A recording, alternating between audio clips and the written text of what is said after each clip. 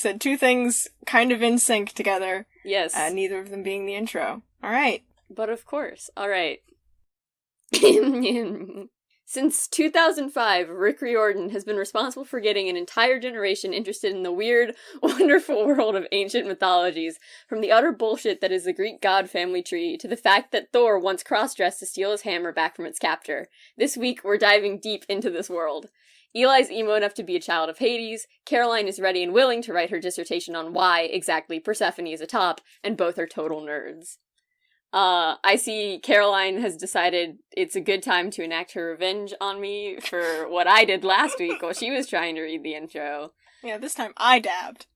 Nice. Reciprocal friendship. Yeah. Is what we've got going. It runs both ways.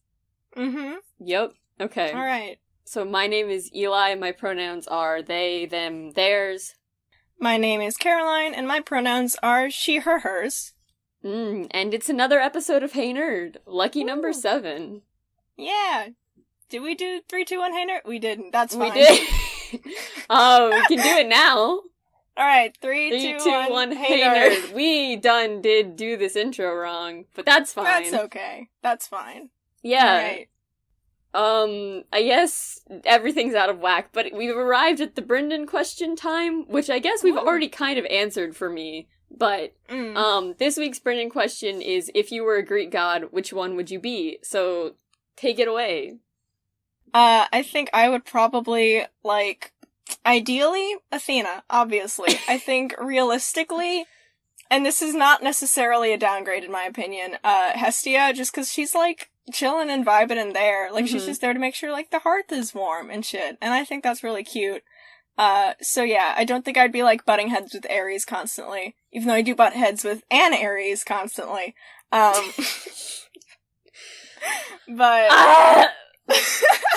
I'm sorry to all of the listeners that you just had to hear me make that noise, but Caroline had to hear it closer, because that mic is right on my neck, so... Yeah. But yeah, I don't think I would necessarily be I'm god of strategy. I'm not very good at strategy, but I think I would be good at just kind of making sure that everyone at the party is comfy. Hestia is the kind of god who I think would, be walking around making sure everyone has enough snacks at any given party. And I think that's really nice of her. She'd stay behind and help clean up, you know? Yeah. No, you have both Athena and Hestia vibes, but I can see why Hestia might be a little bit more accurate, or at least... I don't know, in the perception of gods are how we perceive them, you're probably perceived more as, a Hestia-type character. I would say... I'm a Hestia's son, Athena rising. Yeah. I would say, okay, so the answer is, I guess, maybe not so much now, because I'm wearing, light gray and blue, but, I think I have the vibes that I could pull off Hades. Every time we're what cosmic power is associated with Eli, the answer is always death. I give off real big death vibes. I write about death a lot. You know, me and death, we're hanging out. I guess it would make me actually Thanatos instead of Hades. But, is he a god? Is he just not in the pantheon? Thanatos is a god. He's just not, he's not an Olympian, and he's not in, the class of people who are, gods of things. He's a god in that he's, the physical embodiment of death. So I think the real answer is probably Thanatos, but no one knows who that is unless you're I got really into Percy Jackson, and then I kept reading. So Hades is probably the answer that I should say, and it's the answer I'm going to say. You sound like you want to say something else, though, and I do want to encourage you to do that as well. I think the actual answer is Thanatos, because that's the character who I keep writing into my stories. I've written about... I think I wrote 3 different plays sophomore year that involved Thanatos as a character, or a character named Thanatos, who was just a replacement for, Death and Thanatos just keep working their way into my writing, and I keep being you can't keep showing up here because I need to write about something other than you. And then he's no, it's me, full all the time. So yeah. I like giving characters death powers, and that's just Thanatos, baby. That is just Thanatos, really. Yeah. I guess dovetailing into our weekly anecdote, the most thing related to that I can think of is I made up a D&D character just for funsies. Because I was like, what if my character for this campaign does die? Because that would suck. What if I just made a whole new one that I can do a different voice for? And then I ended up making, I think, the edgiest character I've written since 6th grade. Edgelord McEdgelord. She is so edgy and emo, and I love her so much. She's just, like, I was laughing, like, thinking about her backstory, because it's just so dark and angsty. Yeah. I read it and I was like, wow, this sounds like something you'd stumble across on Wattpad in, like, the middle of the night. Yeah. Yeah. But it was fun, though, because it's just, like, it's so far off what I normally write, because I don't normally write very edgy characters. And so, yeah, I've had, before this I made 2 D&D characters, and one of them is just a little plant gay druid, who's very kind of shy, and then the other one is a hillbilly ranger who has a pet boar named Quincy Haunches, and then this one is like Kalishtar soul knife rogue with a haunted one background, which is just, I just went through things that had the word haunted in the description and was like, I want to do that, and then yeah, Caroline made a haunted house, but it's a person. And it's the best thing ever. And then that's one of my anecdotes of the week, is that Caroline sent me this character pitch, and I was like, cool. And then I stopped texting Caroline for half an hour, during which time I went through the D&D Wikidot, and I just was like, what's a whole party of, like, death-positive classes? Which included my personal favorite, or a D&D class that I want to play but I haven't gotten the opportunity to, which is Way of the Long Death Monks. Because one of the things that they can do is just straight up, whenever they kill someone, or even just whenever someone dies near them, they get hit points. That really would be unstoppable if they were also next to Orestein for any given one of our sessions.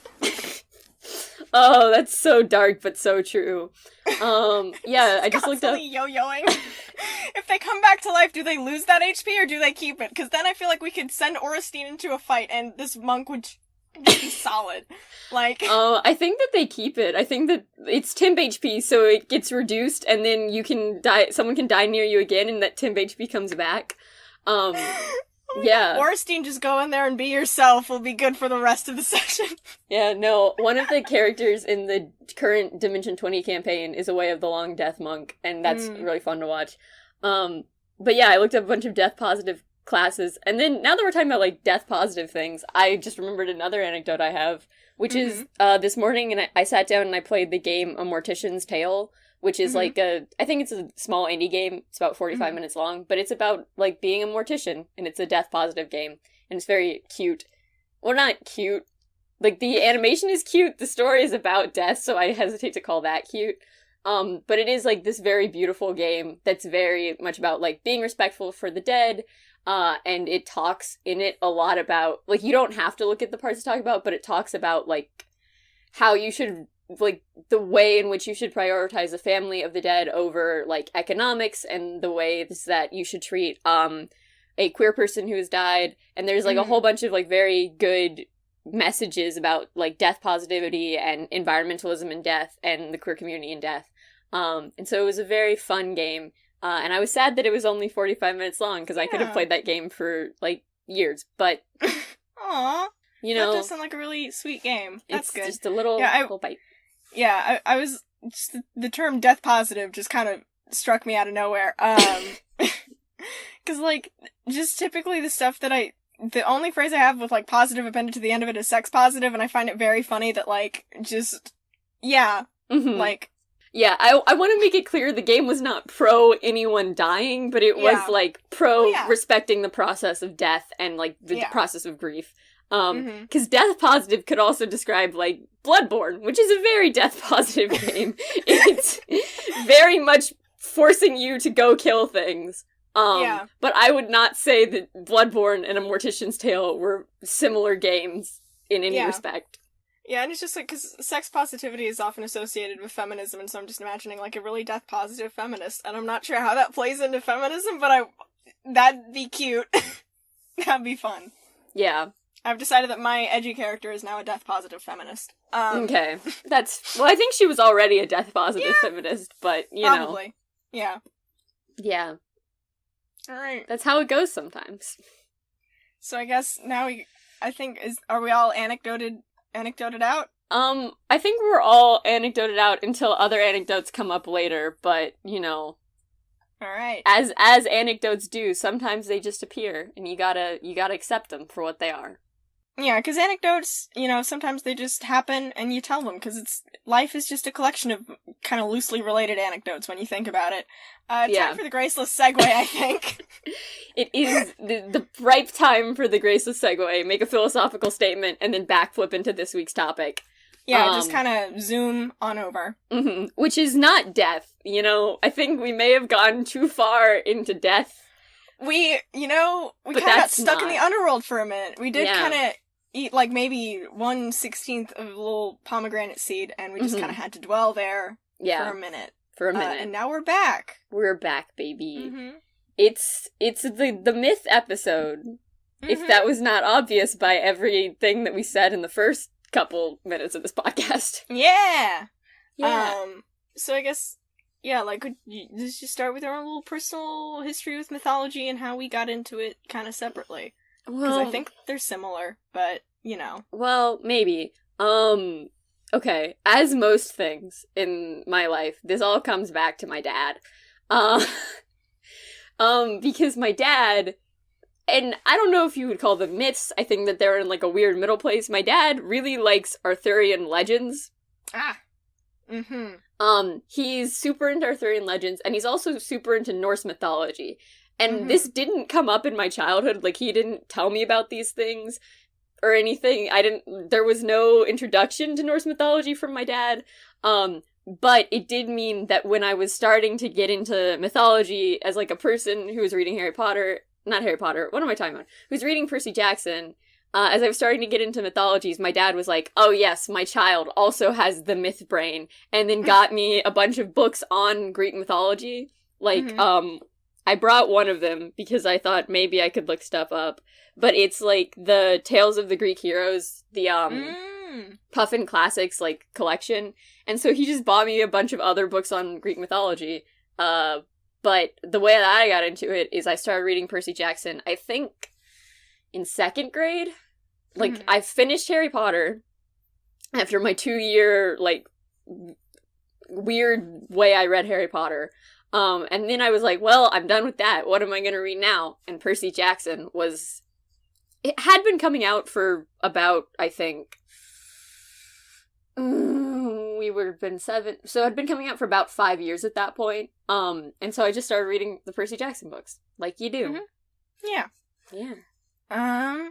Yeah, I think mine is just kind of more like homeschooled things. And we just had a book on Greek myths, and we read those a bunch. I think we also had, like, a Shakespeare for kids things that was maybe, like, 3 scenes from each Shakespeare play or something. But yeah, we would just read about, Greek myths and Greek legends as part of homeschooling thing, just as, like, a thing to do. And then my brother got into Percy Jackson. At that point, he had his own room, so I believe he probably would have had to be about, like, we probably would have also been around 7, maybe. And then when he was at karate class for, like, 2 hours on Tuesdays and Thursdays, I would just sneak into his room and take the books and then read them and put them back. And that is how I read Percy Jackson mostly. I think I kind of fell off after, like, the main big series finished. But yeah, I think there's just something very appealing to, like, a kid, or just, like, people in general about, like, oh, here's a way you can categorize people by, like, kind of affinities and abilities and stuff, and wouldn't that be neat? Because, then it's easier to understand people when you can put them into a box, and then, like, it's like, oh, hey, this box is for the kids who like water, and then you're in, like, Poseidon's house or whatever. Looking back, I find it very funny that the rule, like, oh, the big 3 can't have kids, and I was like, you mean to tell me that Zeus did not fuck except that one time because, quote, you told him not to? Yeah, Zeus had sex twice in 60 years, which is the biggest lie Percy Jackson ever told anyone. Yeah, I was like, no, that man is horny. Yeah. Like, it's funny. Against the rules for Zeus to fuck. When has that ever stopped Zeus from fucking? I think that makes Zeus even hornier, historically. Quite frankly. Yeah. I think when he got married to Hera, he was suddenly like, oh shit, now I gotta go have sex with all the things and all the people. Well, I mean, he was already it's very unclear when they got married. Presumably he had been having sex before that, and he kept having sex after that, and... Zeus has fucked before, Zeus will fuck again. Yes. It's like the... Sorry, the way that you said that sent me viscerally back to, like, church, because... Yep. I know. Yep. Christ is come, Christ is risen, Christ will come again. Yep. Sorry. Then my brain said Zeus will come again, and I was like, well, I'm just gonna not So we're reflecting on middle school in more ways than one, as we go down this wonderful journey of I never escaped dumb sex jokes. We don't have to pretend that I did. I pretend that I'm better than them, but really I'm not. Yeah, I know, because you laugh at all of my bad sex jokes. Uh-huh.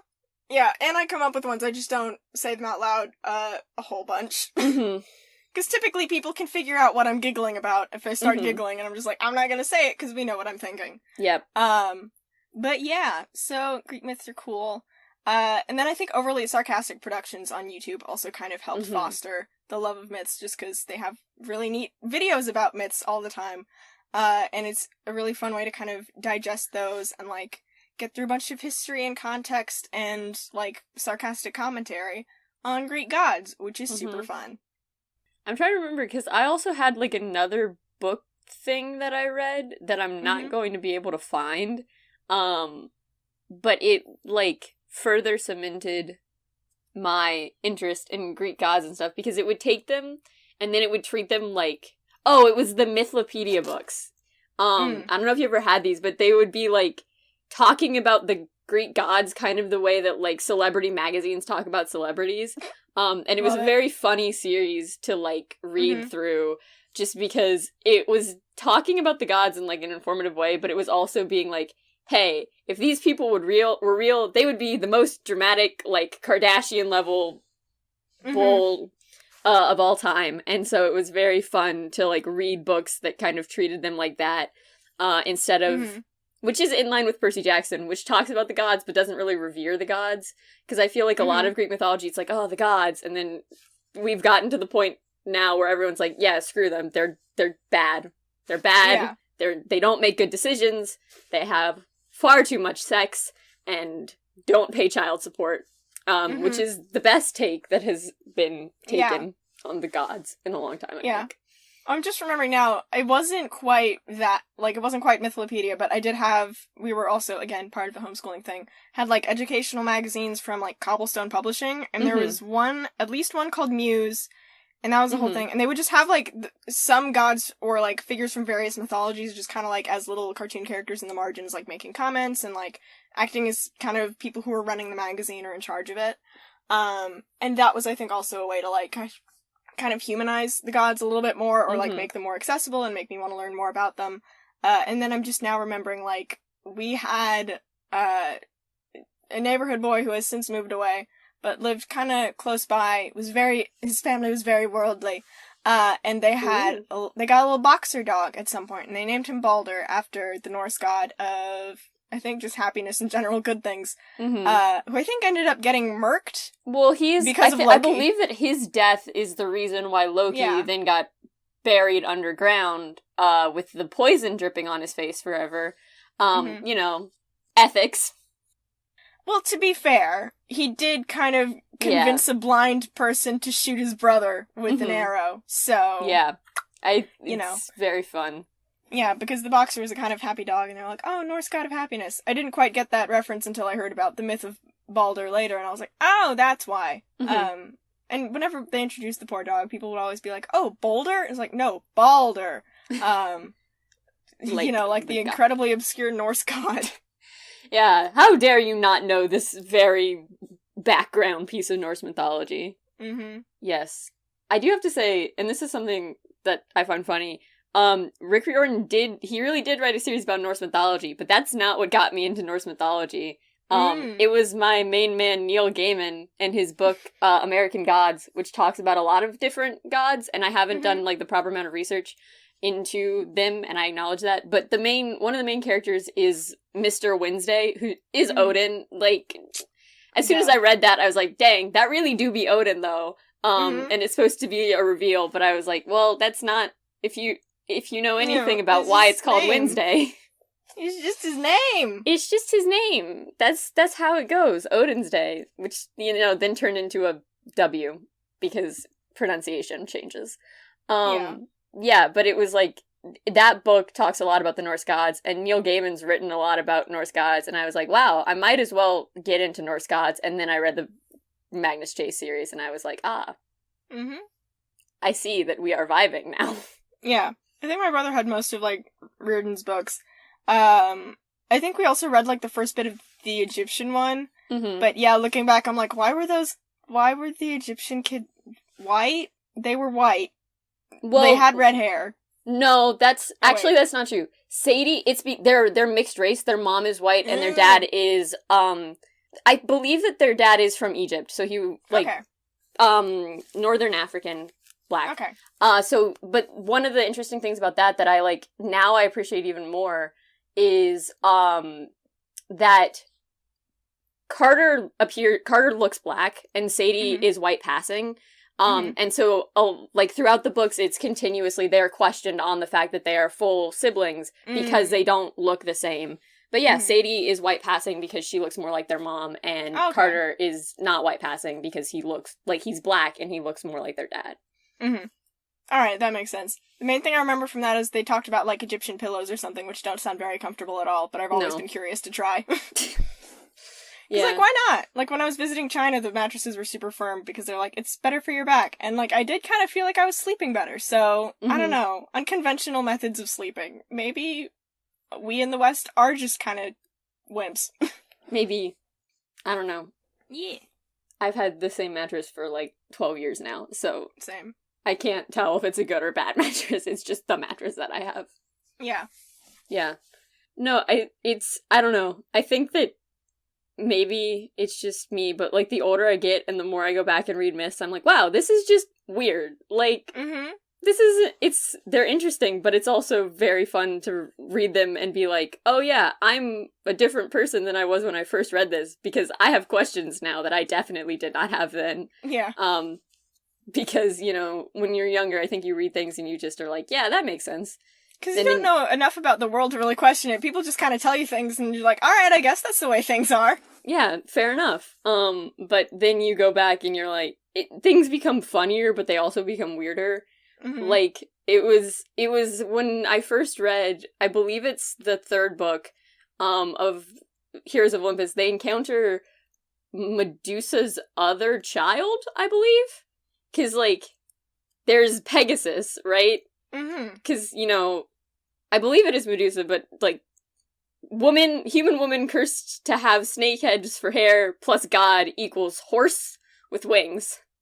Because wasn't Poseidon the one who, like, got down with Medusa in front of Athena's temple, and then Athena showed up and was like, fuck you, and then... Well, yeah. Gorgon? Yes, that's why she's a Gorgon, is because Poseidon... It wasn't in front of her temple. I believe that they had sex inside her temple. Yikes! Like, ooh! I don't know if that's always how they tell it, but in some stories they'll be like, yeah, they had sex in her temple, and I was like, well, why would you... What? Do you get off on desecrating other gods' sacred... Well, I guess you do, clearly, but... Clearly. Yeah, so that's why Medusa's a Gorgon. Poseidon is a god of horses, but so his kid can just be horse with wings. But then Pegasus has a twin who's a human person. And when I first encountered this story, maybe 5 years ago, I was like, yeah, sure, that might as well be true. And then I recently went back and was rereading that, and I was like, yeah, no, what? Excuse me? Pegasus has a twin named Cryosaur, who is for all intents and purposes just like a dude, apparently. So yeah, imagine you come out and your brother's a horse, and you're just a person. And I'm more sympathetic to Medusa than ever. Jesus Christ. No, imagine if, like, the human one came out first and she's like, oh, thank God, nothing's, like, too off about this pregnancy. And then the fucking oh God, Jesus. Yeah, and this is another thing that's true. They weren't born normally. Of course they weren't. They're Greek gods, and the Greeks Yeah, they were just born had to make birth stories interesting. when Perseus beheaded Medusa. Mm-hmm. Pegasus and Chrysaor came out of her neck stump. They were just chilling? They were... I don't know. I mean, these are the same people who were like, oh, hysteria happens when your womb wanders around your body too much because of bad smells. So, like, yeah, I believe that they could be like, yeah, kids come out the neck. That's the thing, that the womb migrates. But yeah. That's one of those stories where I was like, at one point, sure, this might as well be true, and then now I look back at it and I'm like, no, what? Oh, man. I was about to say we love to see it, but no, we really don't. We just have more questions than answers. Yeah, I feel like this is gonna spark yet another, cursed piece of art from Ileana. Mm-hmm. Not that I'm asking for any, but I'm just kind of observing it's a thing that might happen. Mm-hmm. And I'm not sure I'm looking forward to that. No. As a human being. I am. I really appreciated the cursed art. I mean, like, it's very good cursed art, but it's also just like, oh no. It is cursed. Very cursed. Yeah. For reference, just in case you haven't mentioned this, Ileana fully drew, the reverse centaur. I loved it. Caroline did not love it, but I loved it. I mean, just gazing upon it makes me feel like I've crossed some boundary. I need to go check something so you can monologue. Oh, great. Okay. Well, Eli's abandoned me. What can I talk about? Well, Eli's not here. What's something embarrassing that Eli has done recently that I can make fun of? Recently we were playing some Jackbox games, and we were playing Monster Seeking Monster, which is like a monster dating game. And it turns out, y'all, Eli's a furry. Like, straight up just a furry. Cause they dated a werewolf, and then they had the audacity to ask me out, and I was like, fuck no, you're a furry. Oh, they're back. I'm gonna stop talking about this, and they can discover this while editing. So yeah. You're back, you returned. I am back. I've come, okay. Returned from my front door, where Pepper was barking. Was he yelling? Yeah, he wanted us to know that someone had dropped something off, but the doorbell had already told me that. So, extra insurance. He's your little Kerberos, or Cerberus, yes. However the fuck you pronounce that. Greek names are weird. I mean, I think it's been so long since an actual person, like, from ancient Greece walked the earth that I don't think it matters anymore. Yeah. No one's gonna be like, actually, as an expert, because I lived there, it's just guesswork. Yeah, I guess so. I do really like I say Cerberus, and I do really like the Cerberus story. Or not even the Cerberus story, I just like the idea of a dog with 3 heads. Yeah. Good boy. Good boy! Good boy. 3-brain, good boy. Or is it 3 boy, 1 brain? I don't know. I do not think that the Greeks had that much of a concept of, like, how minds work to think, like, would something with 3 heads have 3 brains? There was, like, a concept of thought and stuff, but I don't know if they had, like, a concept of your brain is the place where all the thinking happens. Maybe they did. Well, they also had, like, a bunch of philosophers, so maybe they had that concept, but I don't know if that ever really carried across into their myths. I reiterate my point about what they thought about the womb to kind of demonstrate medical knowledge, not great, especially as pertains to women. Yeah. That's true for a lot of history, and even today. It's great. It's fun. We love living in patriarchy. Yeah. Oh, I guess final point on my interactions with myths. I did kind of fully write that 10-minute play. You did. About the gods, about Hades and Persephone specifically, which is why I'm prepared to argue that Persephone is a top. Because Hades, in my opinion, as someone who has not spent any significant amount of time studying Greek myths, nor any interest in any future archaeological endeavors, Hades is just a guy with, like, a stable job Mm-hmm. and his own place away from all the other bullshit of the Kardashian Olympians. Yeah. And a 3-headed dog. Mm-hmm. And he's not really interested in your shit. Yeah. He's not even responsible for death, as we covered. That is Thanatos. He's just a guy who, like, occasionally comes up with, honestly, pretty simple instructions for when people want to, like, have people not be dead. Mm-hmm. Like...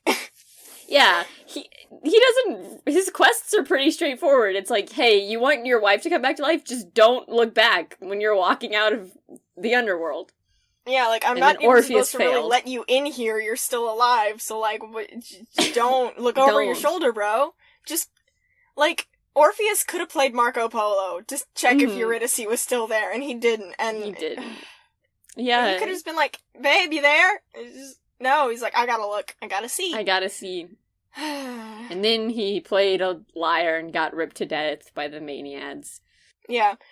And I feel like, just anyone who's like, yeah, my mom is like, you know, all-powerful goddess of grain and shit, but also, fuck her rules. And just, like, goes off to do whatever the fuck she wants. She's an independent lady, Persephone is. So yeah, I wrote a play about, kind of a modern-day take on Hades and Persephone and what they would do if Demeter and Hera, respectively, visited them. Mm-hmm. There were a lot of, like, very specific Greek mythology jokes in there. Mm-hmm. It was very fun to write. It was. It was very fun to read. I don't know why I said it was, like, I know it was fun to write. I helped with one joke in that whole thing.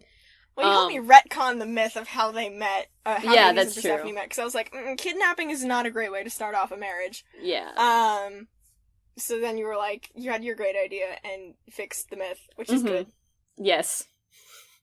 The great idea, for anyone wondering, is, I don't remember if it was that Cerberus ran off, or that, like, yeah, it was Cerberus ran off, and then Hades emerges from the underworld to ask who stole his dog, because, you know, I feel like I have a spiritual connection to Hades, and I really like my dogs, and I feel like if I had the only 3-headed dog in the world, I would be concerned if he just randomly went missing. Yeah, and that's how they met, and I think that that's a much better interpretation than the various kidnapping mythologies that have happened.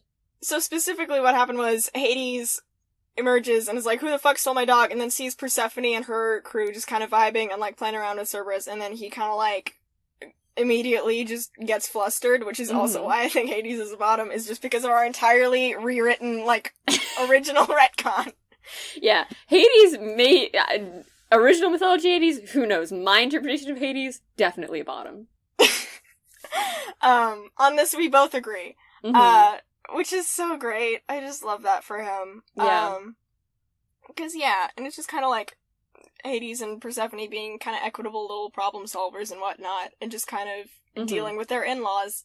Because I think it's just, myth is malleable, and I think that I should be able to repurpose it for my own purposes, however I see fit. I mean, myth should always be malleable. What am I said valuable. Because it's, like, the whole point, is, like, they change, and I think Mm-hmm. people get caught up in being like, we have to record everything from, like, oral storytelling, or we have to, like, put down all these versions of myths, and, like, the fact that there are so many versions kind of prove, like, they're not meant to be put down on paper. They're not meant to really be, like, stored in that way. And I'm glad that they are put down on paper so we can kind of, like, connect to it and, you know, learn about them, but also it's just, like, this is one of many constantly changing, like, dynamic, living, breathing aspects of humanity. I think, I think that when, I don't know, I get the idea, like, behind when saying, like, this is the actual myth and this is a reinterpretation, but I also think that it's true that, like, myths are probably something where just because it's a reinterpretation doesn't mean it should be discounted. Like, one of my favorite mythic reinterpretations that I encountered in a book that's not about mythology, but is, like, a really good, interesting book is, I wrote a whole paper on this, so Caroline has heard this spiel probably 5 or 10 times. But it's in House of Leaves, there's this reinterpretation of the Minotaur story, which has always been that, like, I believe maybe one of the gods got mad at King Midas and was like, I'm mad at you, so what I'm gonna do is make your wife fuck a bull. Because that's equitable treatment. Yeah, Queen Pasiphae supposedly had sex with a bull. And then the Minotaur was born. But this reinterpretation said that that's not in fact what happened, but that Just the Minotaur, whose name I think might have also been Theseus. He has like a name that's not the Minotaur. But this interpretation was like the Minotaur wasn't actually a like half bull, half man. He was just a person born with physical disfigurements, and King Midas couldn't bear that because, you know, people be shallow sometimes. And so he made up the story that his wife had sex with a bull to hide like the shame of having a child that was physically disfigured. And then that interpretation went on to become a story where the person elaborated on that to say later in life, King Midas reconnects with his son and like begins to see him as an actual person and not just a source of shame. And then, so that was like really beautiful, but I do think it's interesting to say like maybe all these stories are in fact just about people who don't fit in. Which I think is always a very interesting way to look at monsters, is like take away that like monstrousness that makes them inherently evil and be like, what if this character is just like a person who is misunderstood or a person who has something that they can't control that makes their life more difficult? That is way better than Phantom of the Opera.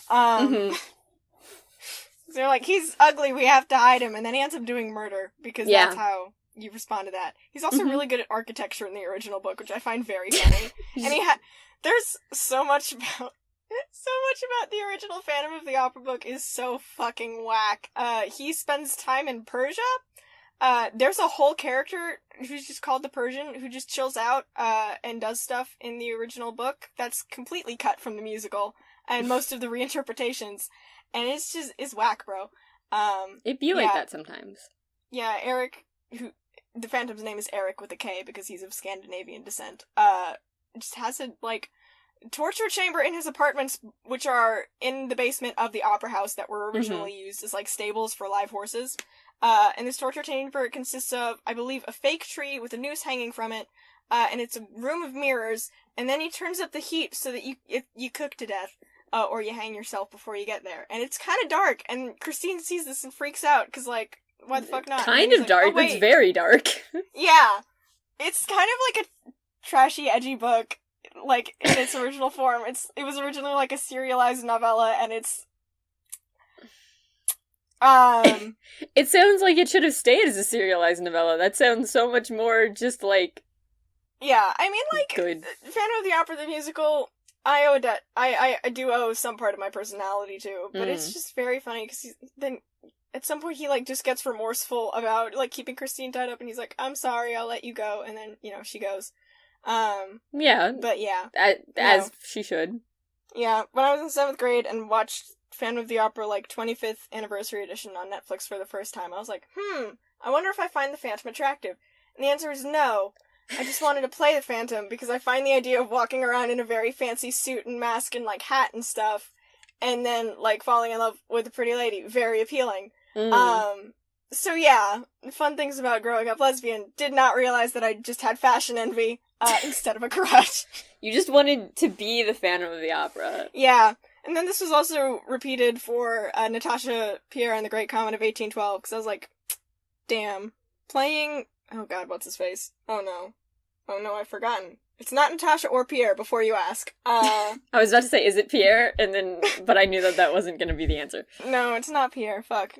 What's his face? I will remember it someday. He's the, Helene's brother. Not Dolokhov. Anatole! That's his face! There we go. Playing Anatole would be fun, because again, it's just him being a fuckboy for like an hour and a half, and I want to wear a fancy suit and do that. I mean, valid. Second date, he literally just goes up to her, and he's like, I know that, like, how can I help being in love with you? Like, you're so great, and like, I love you, and it's like, damn, you've known her how many days? It's very fun. And he walks in like, his first scene, he's just like, people notice him because he enters the opera late, and also because he has spurs that are just kind of jangling. Because I guess it's the thing fancy Russian people did? I don't know. But yeah. Well, okay, spurs... I'm thinking of spurs like the things you put on your boots to make a horse go fast. So you just had that. Okay. I think so, yeah. Wild. Yeah. Yeah, no, that's very funny. I'm always for cowboy fashions, is what I will say. Damn. Yeah, I mean, my cowboy boots are, like, right there. They're within eyeshot right now. You know, because I'm a real southern lad. You're a real cowpoke. Yep. No, I was gonna say, well, I think I write a lot about mythological figures. I don't know why. I was like, you know, the thing that I'm gonna get obsessed with in my writing is mythological figures, and no one can take this away from me. But I did do that. And I've realized that I consistently just put trans narratives on top of, like, mythological narratives, and it just happens all the time. Two primary examples I have of this are, I think freshman year, we were writing things where we were reinterpreting myths, and I took the myth of Psyche, and I was like, cool, what if she just straight up didn't have a love interest, and this was instead, yeah, it was a myth of Psyche and Eros, and I was like, but actually, it's a myth where Eros is not Eros, but is trans, male to female, and is Psyche. And I was like, this is the story that I'm going to tell. And so I did do that. I reinterpreted the myth of Eros and Psyche as, like, a trans narrative, in a way that I would go back and rewrite now, but I was very proud of at the time, because that was, like, the thing that I did, because I found that more interesting than just Forbidden Love, Beauty and the Beast story. Yeah. Which, it's a fine story, but I was like, there are more interesting things here, especially with Aphrodite just messing up everyone's day all the time. Yeah. Just so our listeners, I think I have a vague idea of what the myth is. Can you just reiterate what the original myth of Eros and Psyche is, just for context for our listeners? Because something we've realized is apparently our knowledge of myths is not universal. Whoops. Yeah. So, okay. I'm gonna butcher this, but I think the essential idea of Psyche and Eros is Psyche is beautiful woman, is most beautiful woman in the whole world. Yeah. This happens a lot in Greek mythology. This happens a lot. And I think she's super beautiful, and Aphrodite's, like, kind of envious of her. And so Aphrodite's, like, Aphrodite's in the background messing everything up this whole time. But she's very beautiful. And because she's so beautiful, she is constantly reviled by, like, her friends and her sibling. She has two sisters who are less beautiful than her. And it's, like, people lash out against her out of jealousy. And so she, in doing this, is so, like, reviled and mistreated by her community that she, I believe, goes to the top of, like, a tall tower and intends to throw herself off of it. So she throws herself off of it. But then the wind picks her up and takes her to a beautiful castle, right? And she's at this beautiful, or maybe not a castle, but this, like, beautiful living space, Greek lavish living space. And when she's there, she encounters a god, right, who promises to love her, but says she can never look at him. So he only comes and visits her at night when it's pitch dark, and this is the god Eros, who's the god of love, and he essentially says, I will love you forever, but you can never look upon my face. And Psyche is cool with this. She's just like, yeah, sure, whatever. Beautiful house, beautiful life. I don't care if I never see you. Yeah.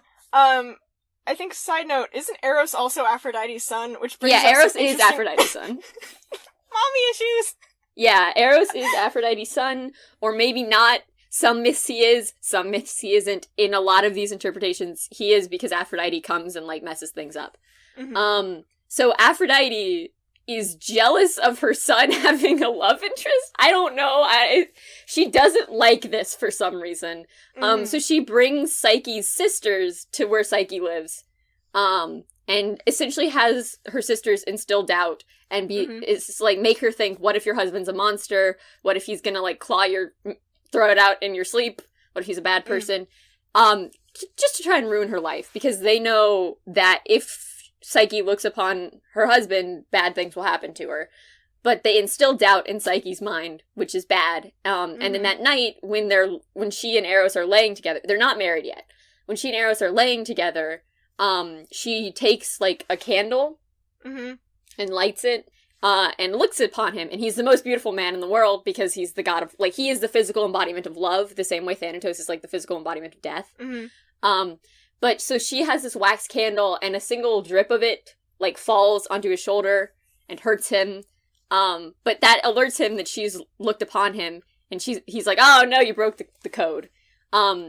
But then Aphrodite comes and she starts giving Psyche these, like, ridiculously hard tasks to try and prove her worth to be, like, with Eros after betraying his trust. So Psyche goes on these, like, really arduous tasks that include, like, cleaning up every single grain of rice in, like, 10,000 grains of rice spilled across the kitchen and cleaning up every single grain of rice sounds at like once. Cinderella. Yeah, I think it, like, partially is based off of the Cinderella story. And, like, getting water from the River Leith, which is a river that human beings can't, like, human beings can't touch because it erases your memories. So she sends her on these arduous tasks. Meanwhile, Eros is, like, his wound's gotten infected and he's not having a good time. He's in a constant feverish state. And he's just not vibing. And Aphrodite... Do you want gangrene? This is how you get gangrene. Yeah. And Aphrodite won't let Eros and Psyche see each other. And then finally, Aphrodite sends Psyche to go to the underworld, to retrieve something from Persephone.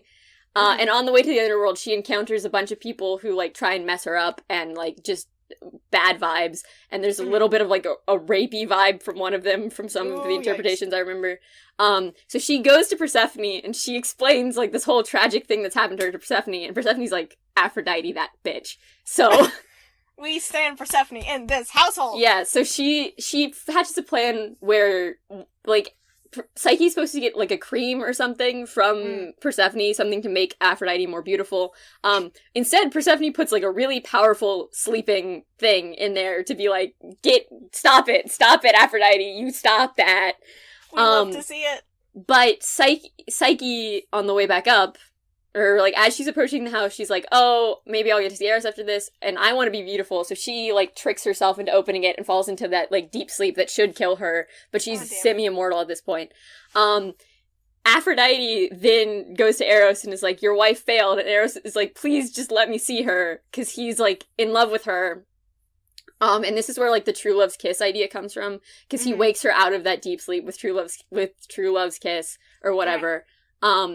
But yeah, so anyways, they live happily ever after. Aphrodite gets kicked out and can't mess with them anymore. But so yeah, the story of Eros and Psyche is supposed to be the story about, like, devotion and doing incredibly arduous things for the sake of love. And it has a lot of tropes you see in Disney movies. But I was like, what if the tasks instead were Psyche trying to prove to Aphrodite as her mother that, like, she was trans and that she deserved her respect as a trans person. And it's the evolution of her realizing, I as a trans woman don't have to fight for my mother's love if she's not going to give it to me. I can, like, go have my own life. So I really just took the trials of Psyche and turned that into a trans narrative. But yeah, that's the story of Psyche. I did some things, I don't remember the story exactly, but I would like to go revisit it because I think that was, that's a take that I really appreciated on that story. And I think also just kind of, Eros is, like, a specific kind of love, right? Like, it's erotic love, and I find it very funny that the guy whose name eventually turned into the word erotic also gets woken up by having hot candle wax dripping on him, because that's very fucking funny. Yeah. Like, maybe that's where that idea came from. Someone heard that myth and was like, you know what I want to try, actually. Yeah. And I think there's some commentary on, like, how, you know, the human psyche interacts with love and that, but I can't remember what it is. Yeah, I think Psyche goes on to be, like, a figure for, like, a figure for mental, like, we get the word psyche because Psyche becomes, like, a goddess of some mental, like, brain thing. I don't remember exactly, but yeah, she does become a goddess. They live happily ever after, presumably. I don't think either of them really show up in other stories, so presumably they just vibed away from the mess that is the Olympians, who are in all of the stories all of the time. Yeah, you know, following in Hades and Persephone's footsteps of just, like, we're gonna ignore all the drama of the Olympians and we don't want that. We don't want that. No. I guess just being the child of an Olympian kind of alerts you to the problematicness of it all. Goodness. You don't want to get involved. Yeah. Yeah. And then the other thing where I was like, trans narrative is the changeling narrative, and I think I mentioned this. Yes, I was about to remind you. Yeah, and that's just, so the reason why is because the changeling narrative is all about, like, being, so changelings are, and I think I explained this, but I'll just quickly, changelings are, when a human child is taken from their parents by the Fae and are brought into the Fae world and, like, raised as Fae. So it's a thing about being born one way, but, like, becoming something else, which is, you know, can be anyone's narrative, but because it's, like, physical and there's, like, an identity switch, I always was like, oh, transness, I see it, yes. But I think one of the things that was very interesting to me is that I've recently seen a lot of interpretations of changelings as, like, they're not human anymore, so they can't go back to that world, but they're also not quite Fae enough to be fully Fae, and it's that kind of, like, trying to find a way to balance, like, being a mix and being, like, not quite fitting into two full options, where I was like, my non-binary self looked at that and was just like, mine. I want it. It's mine now, forever. Gimme. It's mine. So yeah, I think it's a lot of, like, the transitional stories really appeal to me, and then also, like, changelings specifically have the ability to, like, change their appearance, but they can't change what they actually are. So they can look however they want, but they're, like, at the core this kind of, like, weird hybrid being. And I think just, like, there's a lot of stuff about the changeling narrative that I was, like, imprinted on. But it's ultimately, like, the story of, like, starting out as one thing and trying to become something else, and then never quite being able to do that I was always like, wow, I vibe, I feel you. Yeah. Have you watched She-Ra Princesses of Power yet? I tried. I watched, like, part of the first season, and then I was like, I just didn't get into it. I think that it's a good show, I think. I've heard lots of good things about it. I just never personally got into it. Okay, because there is a character who is a changeling, but because it's like a space story, it's kind of more just like, that's an alien, that's just kind of what they can do. And their name is Double Trouble, and their pronouns, when they are not pretending to be someone else, are they them. And this is just it's never like a big thing, it's just like, oh yeah, just magic of knowing people's pronouns immediately on sight, I guess. And I thought that was very fun, and they're, like, a very charismatic kind of person. They are a little bit of an anti-hero, but I just kind of saw it and I was like, hey, kids are learning about non-binary pronouns, which is probably a good thing. Yeah. So yeah. Yeah, there was a character in Mortician's Tale who used they, them pronouns, and it was, like, complete. It was also just, like, very much, they just use they, them pronouns, and it wasn't, like, a big deal. Yeah. And I felt very validated by that. Yeah. It wasn't a sad context, because, again, it's a game about death, but it was nice to see, like, a character who uses they, them pronouns and had a name and, like, was part of the arc. Yes. Yeah. Yee. Yeah, and I think, like, a lot of Greek myths, or I guess just a lot of older stories in general, are, I think, a lot more kind of, like, not progressive, but a lot more kind of freewheeling with, like, ideas about gender and sexuality than, like, we would be today. I think we're experiencing a lot of these things from modern lens, or having these things handed down to us from educational institutions, or just from, like, scholarly sources that really don't want to acknowledge how gay some shit is, or how, like, trans some shit is. Like, kind of looking back, you just, like, see certain stuff and you're like, that is obviously explicitly gay, and then historians are like, no, they were just really good friends. They're just best pals. They were just good buddies. What is it, Apollo and, like, Hyacinth? Yeah, Apollo and Hyacinth. Who, what? Gay? No. Sad, and it was, I guess for that story, I believe I don't remember the whole context, but Hyacinth is, like, Apollo's lover, or was one of... Apollo had many lovers, and he resulted in the death of a lot of them. A lot of Greek love stories end with death, because, again, the gods are dramatic and immortal, and, you know, they don't seem to care that much about committing homicide on each other as ways to be petty. Yeah, or committing homicide on each other's love interests as ways to be petty. But it was, like, I don't remember if it was something Apollo did or something another god did, but, like, Apollo was present when Hyacinth was killed because he was a discus thrower, and a discus, like, done hit him in the head. I think something to do with the winds, like, one of the four winds was like, so... And so it's just, Hyacinth, I think his name was Hyacinthus, but he became one of many, many, many, many hot Greek men who died and got turned into flowers after death. Which, you know, is a thing. There's Narcissus, you got Hyacinthus, probably some other things. Well, like, the laurel tree is also Apollo done turn someone into a tree. Yeah. Did Daphne turn into a tree, or did Daphne just die? I don't know. I don't know that Okay. story, so I can't answer that question. Again, I think it was like Apollo's girlfriend, and then yeah. Well, I mean, like, was it the laurel? I think whoever became, like, the crown of laurel, so it must have been, like, the laurel branches. She didn't die. She just was sick of Apollo flirting with her. Oh, yeah! And so she was right. like, hey, dad. I don't remember who her dad was, but she asked, like, her godly parent to turn her into a tree, or to save her from Apollo. And the god took this as, turn me into a tree, so he'll stop flirting with me. And then she got turned into a tree. Yeah. Like you do. Because Apollo may be into a lot of things, but he's not a florosexual. No. Apparently. Though him turning his boyfriend into a flower may refute that. But yeah, there's, just general stuff like, and I remember I was really struck by how Riordan brought this up in the books.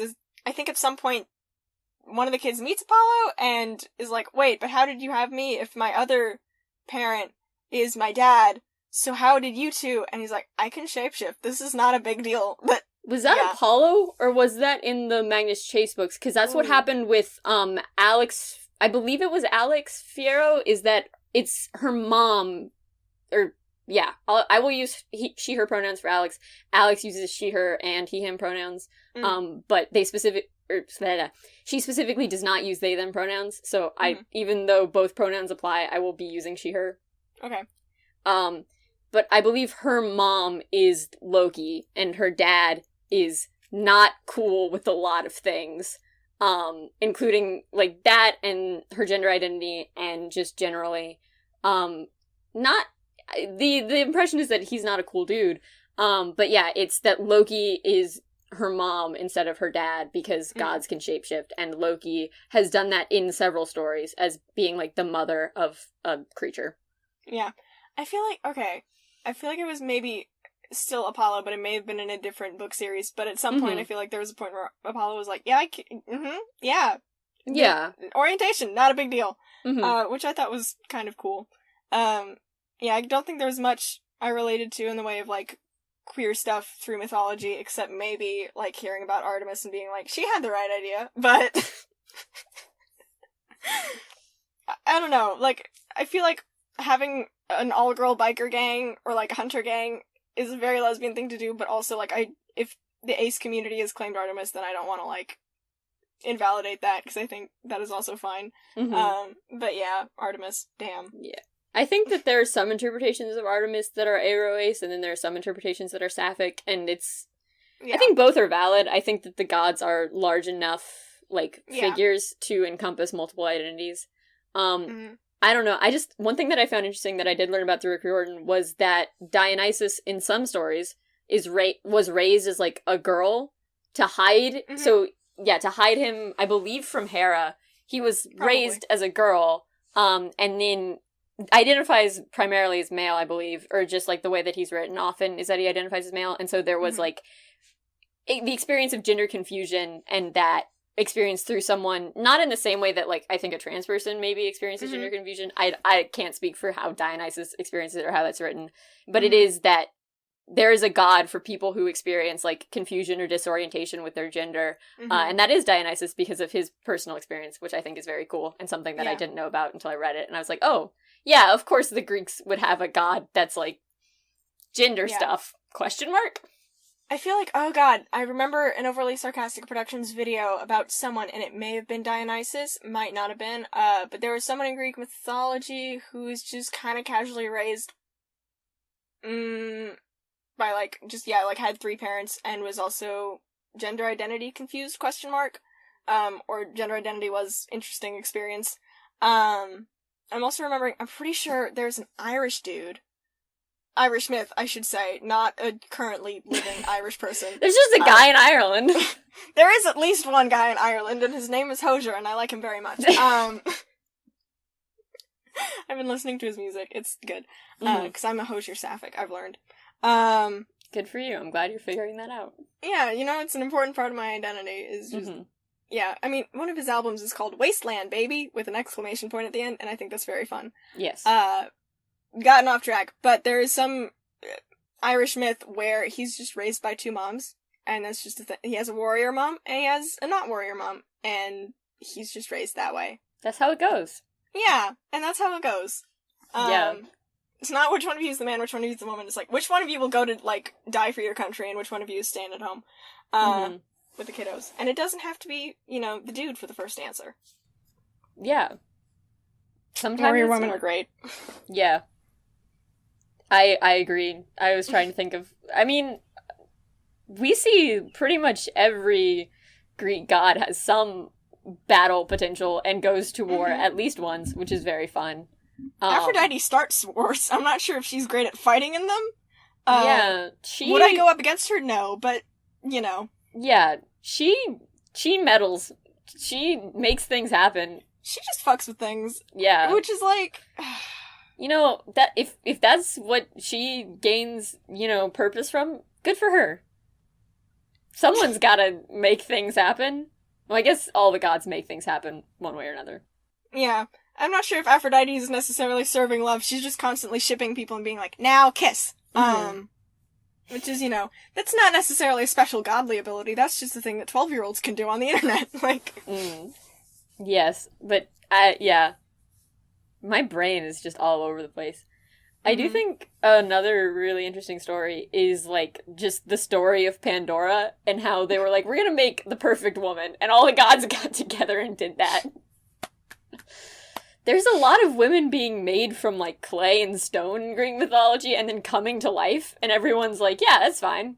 Yeah, sounds a little bit Christian to me, so I'm gonna, I feel like maybe we took some creative liberties when making the Bible. Whoops. Maybe a little bit, or maybe we filtered that through a Christian lens. But yeah, no, just lots of perfect people being designed and then fucking up and then being like, wait, no, but you weren't supposed to do that. And it's like, humans are kind of stupid, dude. I don't know what to tell you. Yeah, I am pretty sure that it was Aphrodite who did that also. Because they make, like, the most beautiful woman ever, and then Aphrodite's like, but I'm supposed to be the most beautiful woman ever. And so she instills, like, the thing in Pandora that makes her want to open the box. Which is, Aphrodite, sometimes it'd be like that. Like, yeah, and this is just something that, like, I know in my heart that, like, we talk a lot of shit about Aphrodite, but if this went the way a Greek myth does and she showed up in the next instant, I probably would immediately just be like, okay, sure, whatever you say, ma'am. I'm so sorry. Oh, God. But it's also like, you can shapeshift, you're a god, just fucking... She's prettier than you. Okay, so change that then. You don't even need to, like, buy any makeup, you can just do that. You can just be however you want to be, It'd be like that. Yeah. Sometimes. I guess only for gods and shapeshifters. Yeah. Gods and shapeshifters, the broad category. Yeah, gods and shapeshifters are a very broad category. I guess I'm gonna share my own... I'm not sure if this counts as a myth. It's kind of demon-related, so I'm gonna say it counts as a myth. It is of the Abrahamic tradition, so this may be spicy to certain people, but I think those certain people probably would not listen to this podcast to begin with, so... This is true. But yeah, one of my favorite stories is the story of Lilith, because... it's so good. And this is something that I got from, like, a website off the internet, like, maybe Wikipedia even, so don't fucking quote me on this if you've actually studied demonology and know what you're talking about. Let me have this. So, Eve is not actually the first woman, because the first woman was Lilith, and God made her from the same clay that he made Adam. Did not factor in that would maybe mean they have similar personality traits, and thus, Lilith was like, I'm not gonna be subservient to Adam, why would I do that? We're literally the exact same, that's fucking stupid. And God was like, well, okay, Lilith, so your options are, marry Adam and be subservient to him and whatnot, or live in hell for the rest of eternity. And Lilith was like, I will take hell over this dickwad. And became the first... Of course. I don't think she was the first female demon, but she was definitely, among the first. She's kind of a trailblazer. Love her so much. She is, just the first empowered woman. And that is why Eve is made from one of Adam's ribs, because he was like, maybe this time she won't get uppity. Because, now dependent on Adam for life and whatnot. But yeah, I just love that so much. Like, that's such a gay icon thing to do, of just being like, I'm gonna choose damnation over being with a dude. It's kind of where I'm at. Like, that's so gay. That's how it goes, you know? I don't want it. Yeah, I was like, well, you know what? I'll take hell. Because guys just aren't that appealing, quite frankly. Fair enough. Yeah. And Adam's kind of an idiot anyway, so. The only Adam I appreciate is Adam from Good Omens. I think that Adam's also kind of an idiot. But he is kind of an idiot, but he's also just like... Because I find it very funny that the whole point with that is that Adam in that book is not an allegory for God or Satan, but is instead an allegory for death of the Four Horsemen. And that's where Terry Pratchett and Neil Gaiman decided to go. They were like, we're not going to make him a parallel for God or for Satan, but death. And that's why he has 3 friends, and they're all allegories for the Horsemen, and it's very funny, and I appreciate that book a lot. Yeah, I would say I write a lot about the big man himself, Lucifer. Not God, Lucifer. He shows up in a lot of my writing. Is he a British man in a suit like he's in many modern interpretations, or is he different? I don't know. You know, a lot of the times he's just...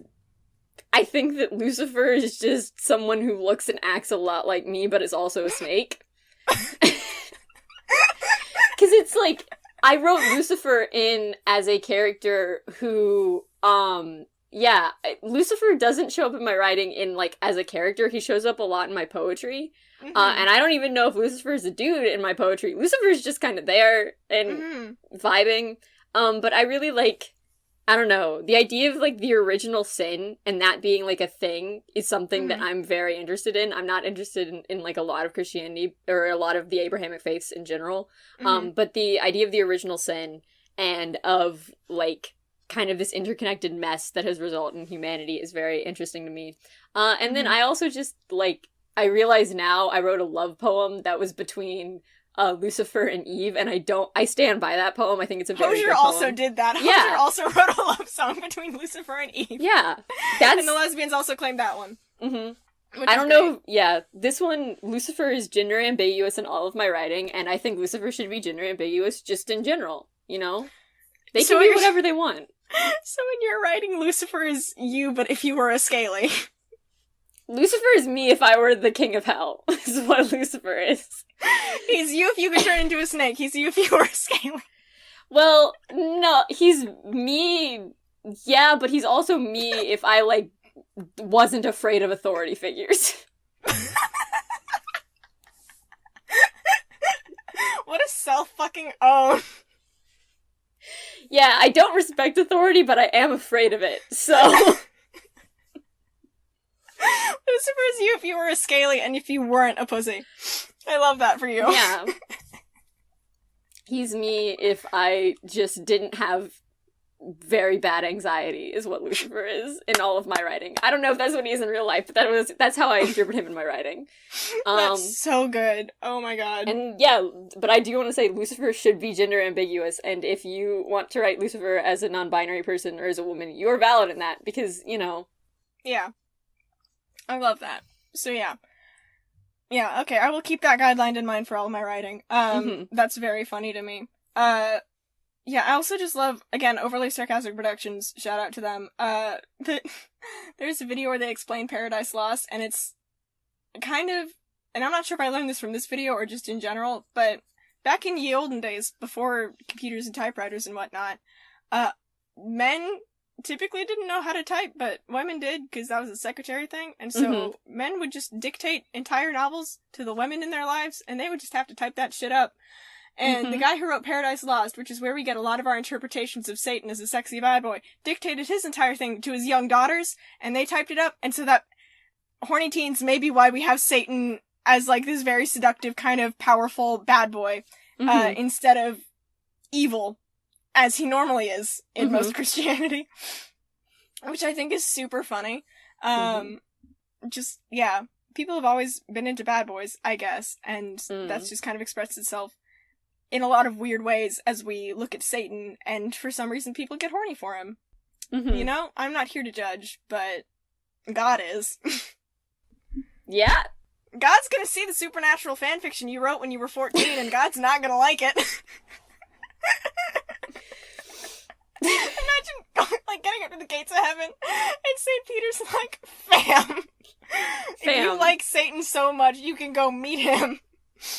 Mm-hmm. And he's not gonna be a British guy in a suit. He's not gonna be. I mean, he might be. He may be, but I don't know. If the majority of people who believe in Satan believe Satan is a British guy in a suit, then, like, you know, if belief dictates form. Also, I just love that it's like, yeah, the English are evil and must be stopped at all costs. The devil is an Englishman. Yeah. That sounds like a title of some, like, indie rock band from Britain. The devil is an Englishman. The devil is an Englishman, yeah. That's the EP of my new band. What's your band called? Doesn't have that.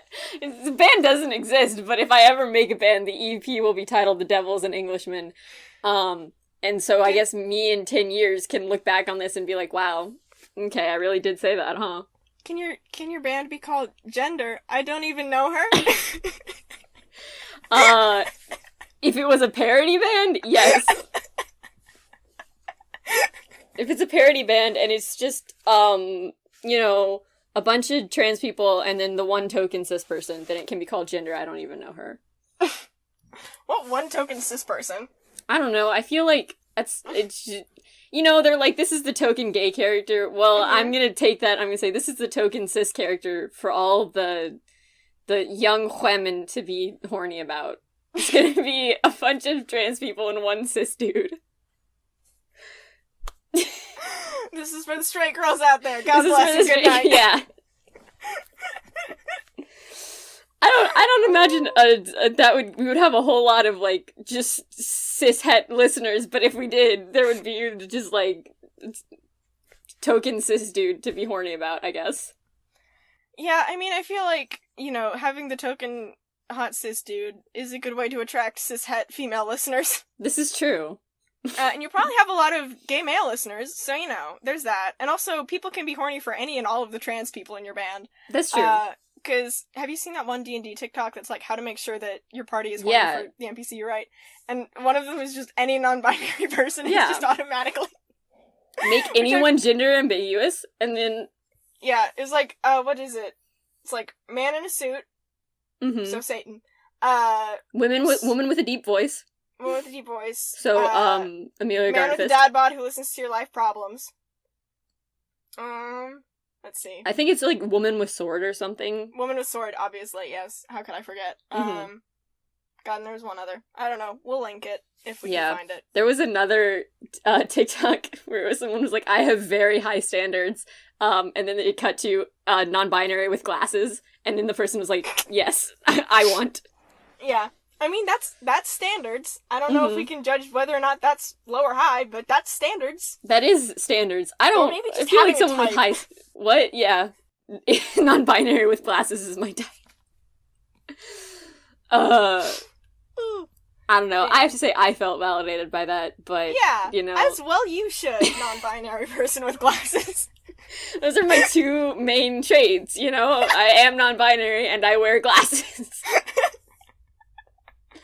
We're way off topic, but it's good. Off topic. It's all good.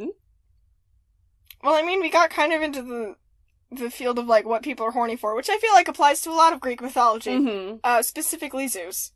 Yeah. I mean, Zeus is kind of indiscriminately horny, as far as I can tell. Zeus is indiscriminately horny. He's also just gross. He is gross. He's like... Yeah, again, I laughed so much at the part where it's like, Zeus didn't fuck for 60 years because we told him that he couldn't do that anymore. Because he promised that he wouldn't, and he stuck to that. Yeah, Zeus stuck to his word and did not fuck anyone because of a rule that said he couldn't fuck anyone. To which I respond, marriage did not stop him from being horny, which I would argue is a lot more important than any stupid rule. And also, the motherfucker's turned into a swan before to get a bitch pregnant. Don't think that... Well, one of my favorite... It's not my favorite, but one of the things where I'm like, you could have done something else, is the one time where he was like, you know what I'm gonna do to seduce a woman? I'm gonna turn into a bull. I'm gonna come up out of the ocean. I'm gonna get her to climb on me, like, you know, like you do with wild bulls, and then I'm gonna run off to a deserted island and have sex with her. And it worked! Was this the Minotaur's mom? Was this how the Minotaur happened? No! This was, like, just another woman. He turned into a bull, he came up out of the surf, he got her to climb on him, they went to a desert island, revealed himself to be Zeus, and then they did the do. Someone in Greece was really horny for bulls, and it really shows. Yeah. God. I mean, I think if I had a god that I could be like, you could have done something different. Again, probably would have been Athena, because she was about to lose a weaving competition, so she just had to go and make spiders. Yeah. She had to go and do that. There wasn't... She couldn't just take the L. She's a god! I think she's a god is the reason why she couldn't take the L. The gods are all just too much pride all the time. Can't do it. They kill a lot of people because of it. It's just like, you could have just declared a draw. Could have maybe made Ariadne like your champion or something. That would have been cute. That would have been like, yeah, you know what? You beat me at this. You're good at this. Have some immortality. But no, she was like, have 4 extra limbs and 6 extra eyes, you stupid fuck. You're a spider now. Have fun sparking phobias for the next few millennia. Like... Have fun originating arachnophobia. And, like, spiders are valuable. I will admit this. But also, could have done something cuter with them. Didn't have to make them look like that if you were gonna make them. If you're gonna make things that eat bugs, could have done something a little bit fuzzier. I mean, you could have done something reminiscent of frogs. Frogs eat bugs, and frogs are valid. Frogs are fine. The hot take of this podcast, frogs are fine. That's the title of your band's first album. After the EP, The Devil's an Englishman, it's our first album, Frogs Are Fine. Yeah. It's like just a very scathing critique of the English, and then just like an all-around endorsement of frogs. A lukewarm endorsement of frogs. Oh, I'm getting hyped for this album and this band. This is gonna be so fun. What was I talking about? Oh yeah, spiders. Yeah, no, just like, the gods being petty is just kind of the worst. And also, like, this kind of reminds me of another thing where, like, someone took the L in Greek mythology on purpose, and I can't remember if it was another one of those beautiful women who's like, I'm beautiful and this makes me lonely and tortured. Because, you know. That's like 90% of women in Greek mythology. I'm hot and that's my main problem. Which, like, okay, fine. And I feel like it was maybe Atalanta, who I stan anyway, but she was like, my suitor needs to beat me in a foot race and or wrestling match for me to marry him. Or he dies. And for some reason, this still did not deter the horny swarm of young men. Was that Atalanta? I thought Atalanta was the one who got chained to the rocks. And because her father was like, you're so beautiful, I'm gonna chain you to the rocks to appease this sea monster. No, that's someone different. That's another person. Atalanta was the huntress, who's really good at hunting. And we'll look this up. But anyway, it's just like someone who, you know, like, suitors kind of couldn't beat this girl in a foot race. And so they kept dying, and for, again, some reason, this did not thin the crowd. Atalanta is the swift-footed huntress. Okay. And there was this one dude who was like, I really like you, Atalanta, or whatever your name is, until we figure out who that is. And for some reason, maybe because of godly meddling, she liked him too, and she's like, ah, damn, like, I don't want him to die, he's kinda cute, though. And so she just kind of threw the race on purpose, like, ah, darn, we have to get married. Oh no! Which I thought was very cute. I like the idea of, like, whoever beats me in combat shall be my lover. Because I think that's very sweet, and, like, a good way to start off an equitable, or maybe not totally equitable, but, like, good partnership of, like, we can challenge each other, and that's okay. Yeah. Atalanta is the one that you're thinking of. I was thinking of Andromeda, who... You know, through no fault of her own, she was just beautiful, and then all of her people were like, you're more beautiful than the naiads, the, like, ocean women. Maybe naiads are freshwater, or I just don't know enough about the ecology of mythical beings from ancient Greece, but sure. Yeah, the ocean women, and Poseidon did not like that. He was like, no, you can't say that about her. So he sent a sea monster to attack her kingdom, and her father was like, what's the correct solution to this? I'm gonna tie my daughter to the rocks and let her get eaten, and then maybe that'll fix this problem. And then Perseus came and killed the sea monster and saved Andromeda, and that's Perseus and Andromeda. Got married, I guess. I don't know. But, like, they fell in love because he saved her from death. Kind of realizing that maybe why Annabelle's name is Annabelle in the Percy Jackson series. You mean Annabeth? Annabeth, that one. The other one. Not the doll. Yeah, Annabelle... It's been a minute since I've read it, and it was also very piecemeal reading, so... Mm-hmm. It was in a kind of keeping it secret, yeah. I don't know, but yeah, Andromeda was gonna get got by a sea monster, but then she got saved. Yeah, because that's kind of the fate of hot women in Greek mythology, is like, sacrifice or lots of horny men, and that's its own problem. Yeah. Another person who suffered the fate of horny men, Penelope, when her husband did leave her for that really long stretch of time, and then all the suitors were like, hey, I want to marry you. Hey, you done mourning yet? You done mourning your dead husband yet? Because, like, I'd hit that, and it's like, fuck off. Stop! Fuck kindly off, sir.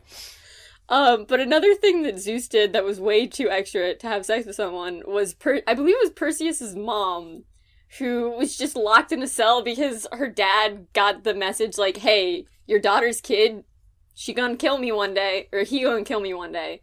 And he was like, I don't want that to happen. I don't want my grandson to kill me. So he locked his daughter in a cell.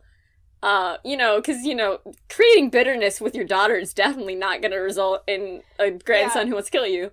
And then Zeus turned into a shower of gold and came in through, like, one of the vents of the cell, and seduced her, and, she got pregnant, and then she got thrown into a box and thrown into the sea with her infant son. Greek myths are kind of fucked up, yo. Yeah, and then Perseus goes on and becomes a great hero. But yeah, his life really did start with him getting shoved into a box and thrown into the sea. So you gotta hit those really low lows. Anymore. We will shove the problematic people into some luggage and put them into the Mediterranean. Mm-hmm. As you Forgot do. where Greece was for a minute in relation to other oceans. They're not in the oceans, they're in the sea. Yes. The middle land sea. Because, yeah, anyone who thinks Mediterranean is like some inventive name, it's not. It means middle of land. It's very literal. To be fair, China's name for themselves is not China, it's Zhonghua, which is Middle Kingdom, because they believe they were the center of the earth. So, like, Yeah. It happens. That's how it goes sometimes. Yeah, also, look at Greenland and Iceland. What the fuck were we thinking? The Norse! Damn Vikings and their tourist pranks. Yeah.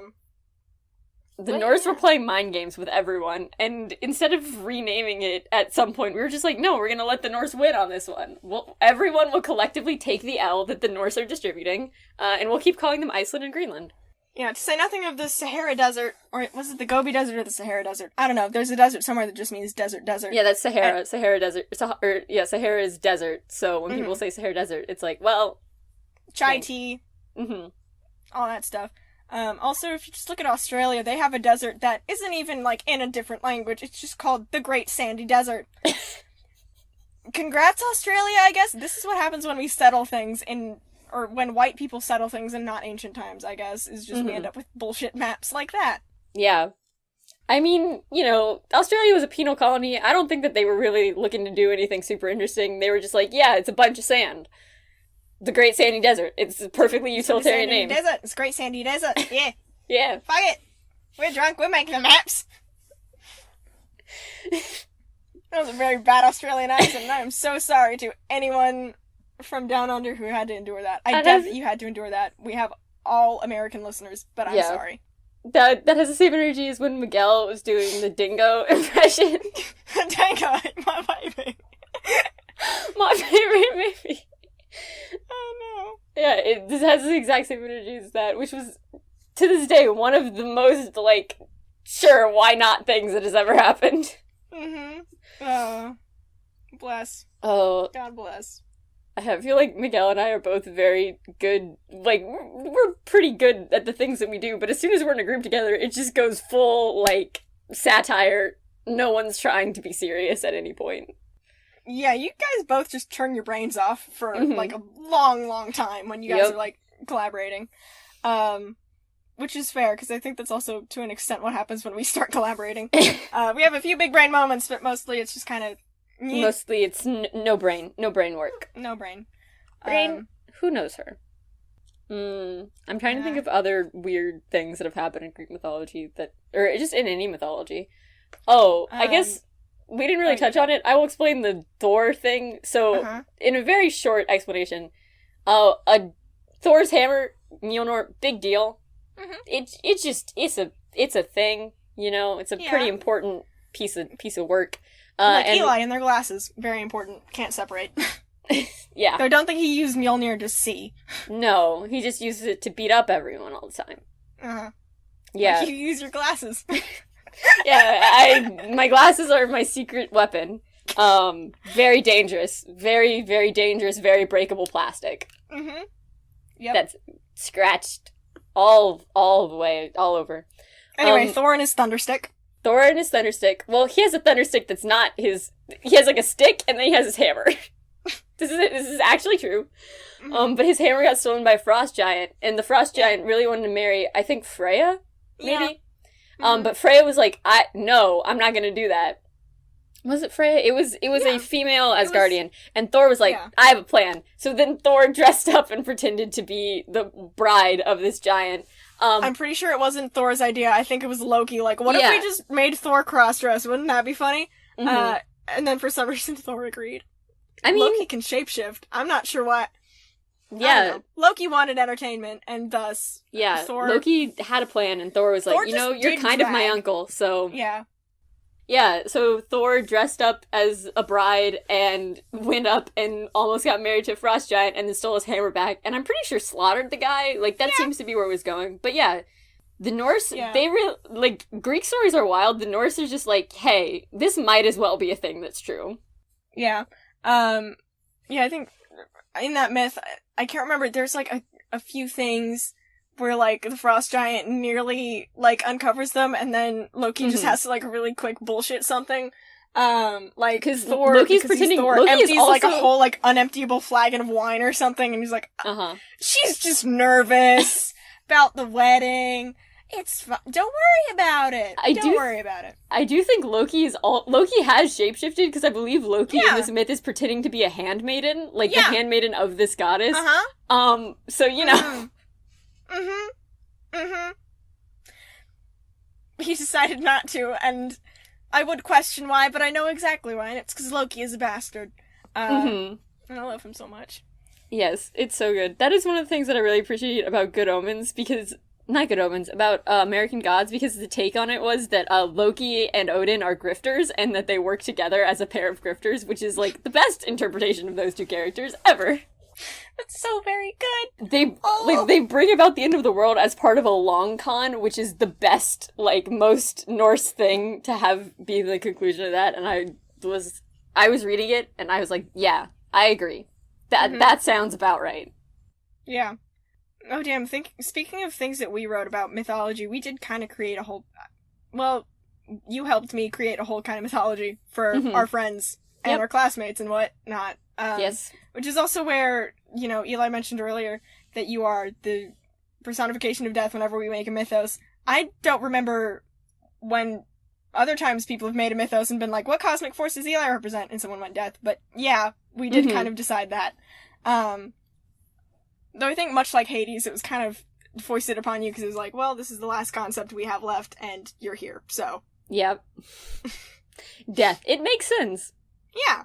I was life, for anyone who was wondering. And it was very funny because it was basically, we were on the train and just kind of vibing out and talking, and I was like, what if we made a pantheon but it was just our friends? Like, who would be in charge of what? And then we figured out exactly who would be in charge of what. And then I wrote a screenplay based on that for screenwriting. And one of the comments that Miss Swiddick gave back during critique was, it feels like you know these characters really well. And I was like, because we changed the names, because it wasn't inherently like I'd cast specific people to read for certain parts, because obviously. But like, it wasn't inherently like, oh, this is obviously these people.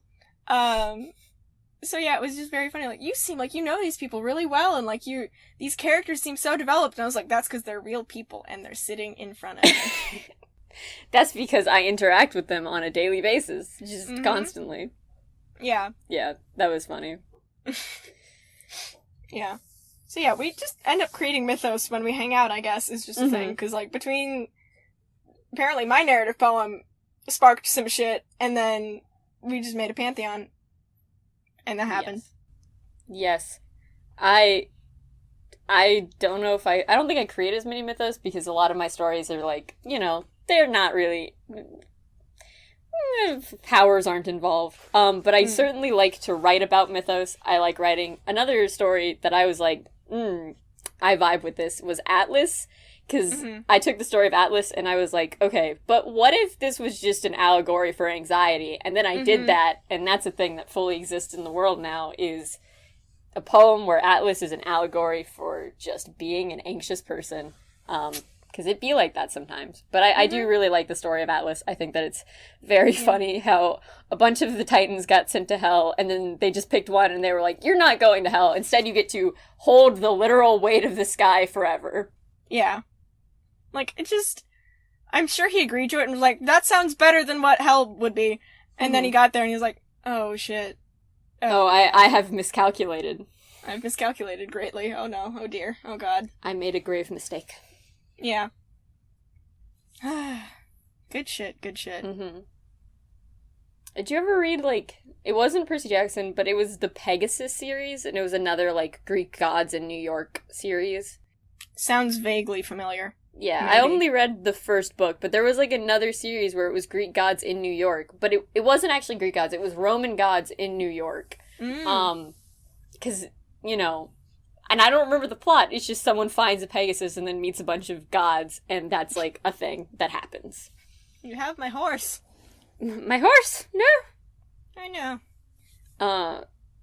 Another messed up thing from Greek mythology, is just the fact that, like, one thing that I was always like, wow, that's not cool, is that Orion got killed by a giant scorpion, and then the gods were like, hey, so I know you're dead, but instead of letting you just be dead, I'm gonna put you up in the sky with your greatest enemy, and he's just gonna chase you forever. And all the Greeks were like, yeah, that sounds like an ethical thing to do to someone after they've been murdered. Like, here's our mnemonic device for constellations. Getting chased for the rest of your life. Fun. Yeah. So that's why Scorpio appears after Orion in the sky, is because he's chasing Orion forever, and Orion never gets to rest, and is instead forever pursued by the thing that killed him. Is Orion close to the Seven Sister Pleiade kind of thing, or is that a different myth? Because I think there's also an interpretation of that where he's chasing after some person he was horny for. I don't really remember Orion. I mean, Orion, I think his story is only in conjunction with Artemis, and I guess he was horny for Artemis, which is, like, part of the reason why he got killed. I think Apollo was more to do with that, of, like, stop hitting on my sister. And it was... Like, bro, what the fuck? He was horny for Artemis, and Apollo didn't like that, and so Apollo set the scorpion after him, and then killed him, and then Artemis was like, no, what? Stop. Although I feel like, again, overly sarcastic productions, I'll link the video if I can find it, but it was just like, there's some interpretations where he wasn't even horny for Artemis, they were just friends. Yeah. And then Apollo was like, I gotta swoop in and save my sister by murdering this dude. Because again, the Greek gods don't know when to stop with the homicide. Yeah, and then Artemis was like, bro, what the fuck? Why would you do that? That was my bro! That was my buddy! My guy! Just a chill dude, you know? He was just a chill dude. We were talking about hunting and shit. Yeah. Yeah, just the Artemis-Apollo dynamic is very funny to me. Like, finally, twins who are in love with each other and are just kind of bastards to each other generally, which is how most twins are. Like, most siblings are. Yeah. I mean, the Greek tracker with siblings isn't great, but I think that the only pair of siblings where it's like, oh, okay, sure, is Apollo and Artemis, and then most other siblings have weird romantic tension within the sibling group, if not between all siblings. Zeus and Hera are straight up married. Yeah, they're straight up married. The dating pool and the gene pool are like a concentric circle in Greek mythology because of just kind of how limited things are when you're a god. Zeus and Hera straight up married. Zeus and Demeter have had sex. Poseidon and Demeter have had sex. Hades is married to Demeter's daughter. Demeter and Zeus's daughter, you know, two of his siblings are also his parents-in-law. Mm-hmm. It's a very incestuous circle of just... Yeah. It is reminiscent of Once Upon a Time, which is not a show about mythology, but about fairy tales, and I feel like there's kind of some overlap there. Because now everyone's just married or related to each other. It got very hard to parse after a while. I was like, is it okay to be shipping these two? No. There's also another case where I'm like, oh, I didn't have a crush on Captain Hook, the aesthetic is just very good. The aesthetic is just very good. Yeah. I mean, I don't know. I never really thought I had a crush on Frodo. I was just like, oh yes, this is how I want to present myself as a person. Compet's a bitch. I don't know what to tell you. I'm just like, oh, I have vaguely positive feelings towards this man. Gotta be attraction. No. No. Fun. Yeah, and now it's fun because I can just, like, look at...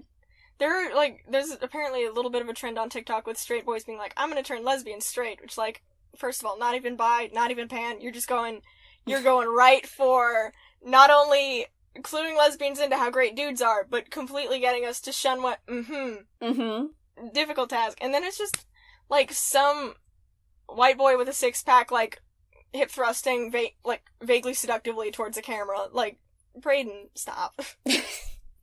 Don't do it, dude. We know you're going after unavailable women because your parents didn't teach you how to handle rejection properly when you were a child, and you don't understand why straight people wouldn't be into you if you, like, want to be with them, because, again, you don't know how to handle rejection, but this is just attention-seeking and needs to stop. Brayden, go home. Brayden, quit it. Yeah. Don't do that thing that you're doing. Yeah. Like, it's good that you have muscles, my man. Mm-hmm. But no.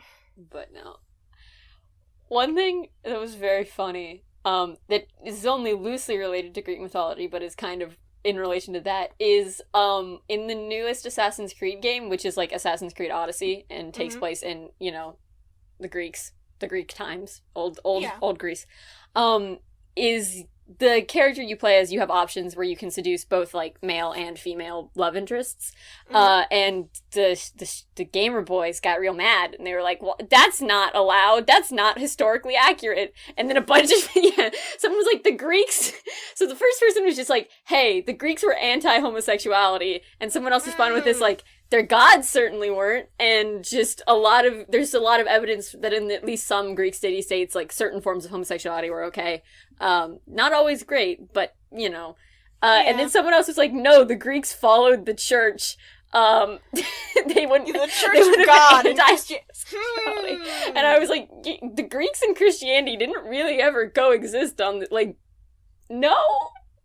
So it was very funny. I can understand maybe if they got very confused and started thinking of Greek Orthodox Christianity, but again, that doesn't seem to take place around the time of the Odyssey, because I don't think Christianity is a freaking thing yet. No, wow, Christianity was not really a thing until, like, 300, at least 300 CE, I'm pretty sure. Yeah. By which time the Greeks didn't really exist anymore. They were mostly part of the Roman Empire. Yeah. And yeah, the Greek Orthodox Church came about, like, either during or post the Byzantine Empire, which was long after ancient Greece was around. But it was just very funny when people were, like, so mad that in a story about ancient Greece you could be pansexual, when it's, like, assumed, or one interpretation of kind of that time was that a lot of people in Greece would have identified as, like, bisexual or pansexual. Just because it was, like, you know, people didn't really care as much. There was a more fluid concept of sexuality. Yeah, they just didn't give a shit about sexual orientation, I think, was just the thing. They were like, why do we need to classify that? In some states they did, and in some states they didn't, because then you'll look at, like, Athens was very Sparta was very anti-homosexuality, but was also very, like, pro-women, and then Athens was more pro-homosexuality and more anti-women. It's like, Greece was complicated. We can't talk about actual Greece. Feminism and gay allyship cannot coexist in the same place. As the Greeks are sure to tell us. But as Sappho would be sure to tell you. Oh, Sappho. I don't know much about her, but you know, I do owe her a great debt. God, what was I about to say? Oh yeah, it's like, I know that there's the tired joke about, like, pansexual people being attracted to, like, kitchenware and whatnot. Where's all the pansexual jokes about being attracted to the god Pan? Like, what the fuck? Because that's not a joke, dude. That's just actually factual information. Y'all are all just horny for the Horned Man. Got it. Yeah. I was about to say we're all horny for Goatman, but then Goatman's like an actual cryptid who exists. Goatman! Oh, of course he is. Okay. Yeah, Shane Madej danced on Goatman's bridge in an episode of BuzzFeed Unsolved. Yeah, I remember now.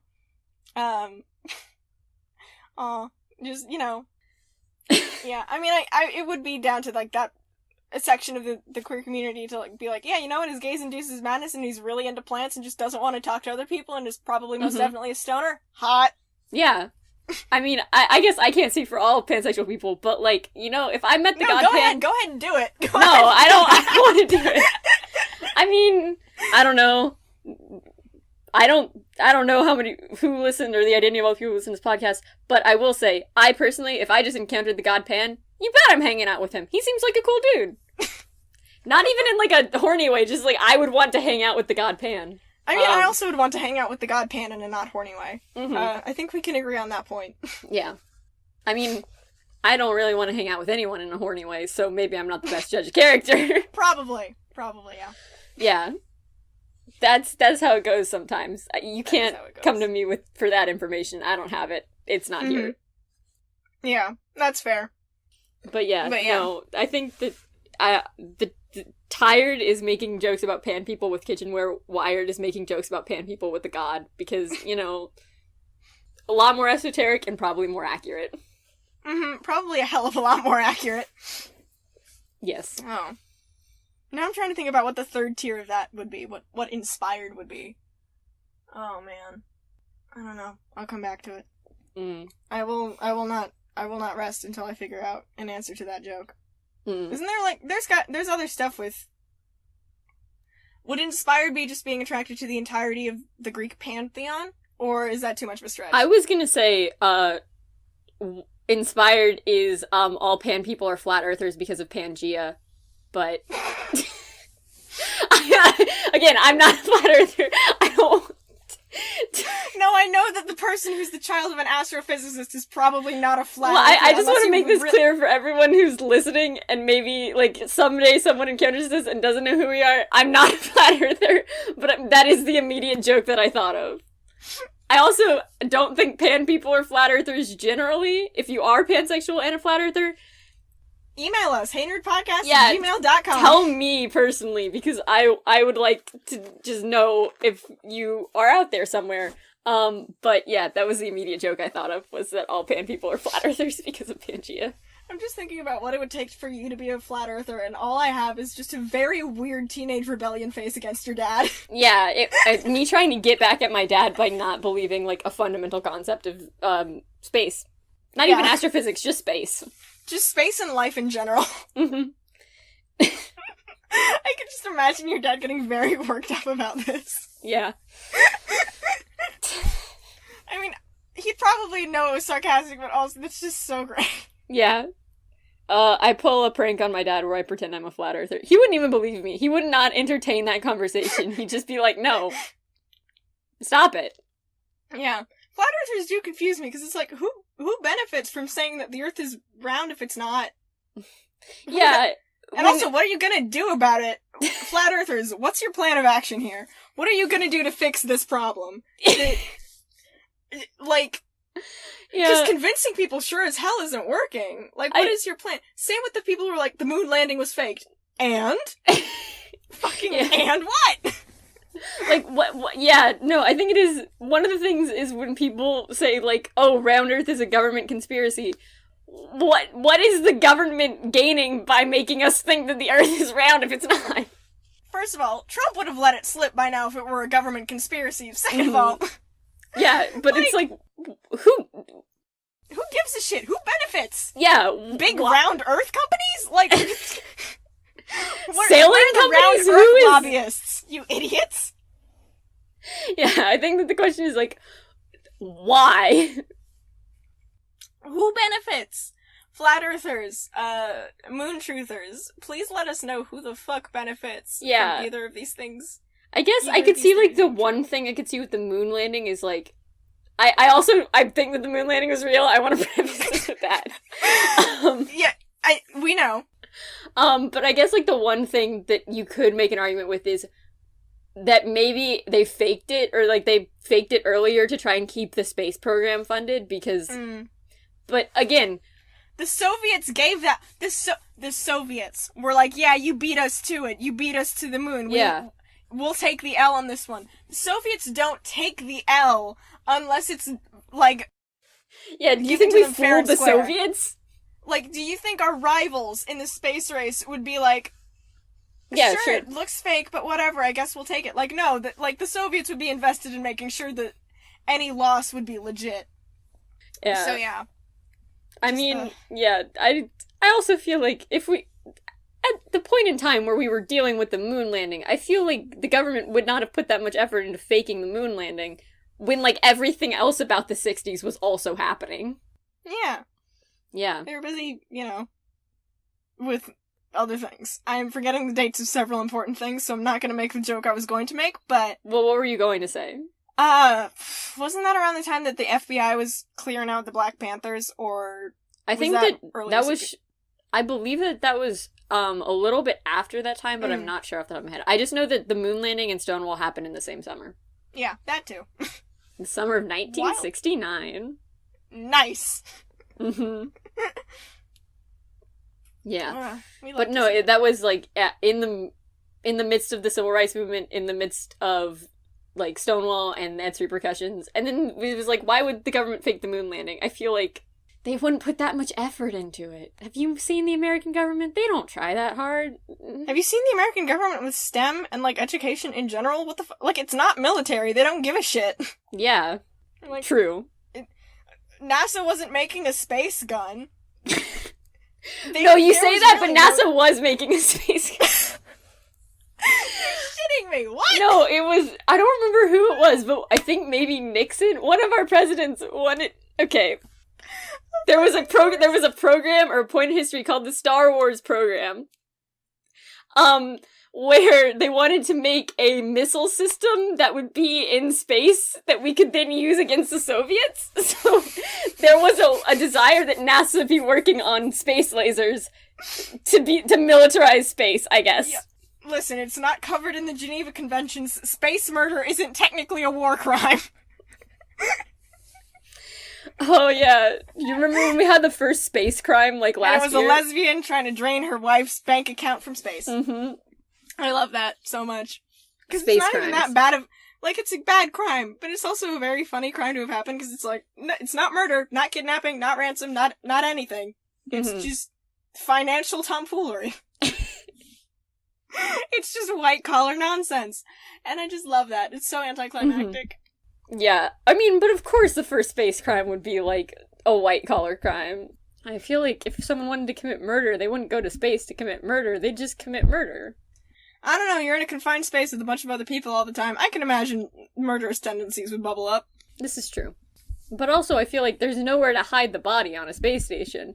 If someone just goes missing, like, that's gonna be noticed immediately. You're in a very confined space with a lot of other people. They're looking out the window, they're like, wait, isn't that Frank? Fuck. Like, there's been a terrible accident at the airlock.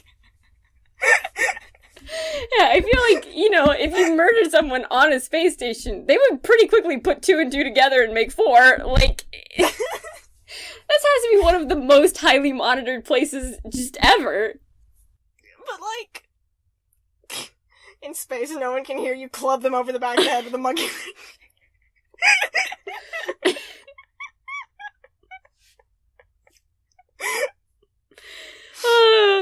It's been a long day, yo. I'm very tired, and it's 3 p.m. and I'm laughing about space murder.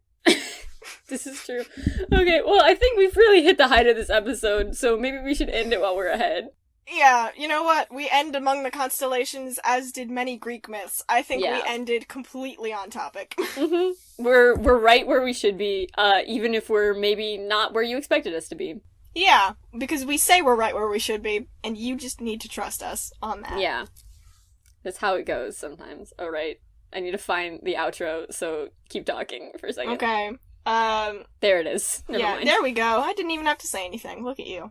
Yeah, it's almost like I just remembered where it should be, and then I found it. Okay. Vibes. Okay. So, thanks to sawsquarenoise on the Free Music Archive for the use of their song Tower Defense Ending for our intro and outro. Hey, sponsors, if you're out there, Blue Apron, HelloFresh, ExpressVPN, NordVPN, anyone, just if you have a big business or a small business or a business that you want to give to young people money to talk about, we're ready with our email, heynerdpodcast@gmail.com. Contact us. Listeners, you lovely people, rate and review us on iTunes if you have that, and tell your friends about us. Or, your enemies, your mortal enemies, just people that you meet on the street. Tell anyone about us. We'll be grateful. Teachers, parents, grandparents, dogs, cats, any pets, Yeah. dark overlords, Satan himself, whoever you make sacrifices to. Just kind of whoever, man. Just if you're a warlock, your patron. If you're a cleric, your patron. Yeah. They're basically if the same you're a paladin, thing. also your patron. Like, if you're a druid, tell your plant. Yeah, tell your plant friends. And you can email us fun stuff at our email, heynerdpodcast@gmail.com. And next Wednesday we're going to be back at it again with a very special episode, kicking off a special series of episodes. And I'll say, this is super obvious, but I'm going to say it anyways. Next week we're traveling to a galaxy far, far away, so... Yeah, kind of like we ended in a great segue to our next episode. Yeah, is what right I'll up say in to the that. stars. Prepped and ready to go. Yeah, we're in the stars talking about space crimes and international tensions in space. Mm-hmm. So... And we also spent a lot of this episode talking about stuff that happened a long time ago. So, it's a perfect segue into it. Big brain! Big brain. It's gonna be a much nerdier topic, as I'm sure you have guessed. So yeah, if you have a guess about it, email us at heynerdpodcast@gmail.com. We'll be recording by then, probably, but, never hurts. Never hurts to try. Alright. Mm-hmm. 3, 2, 1. Bye, Bye, nerd. nerd. We'll see.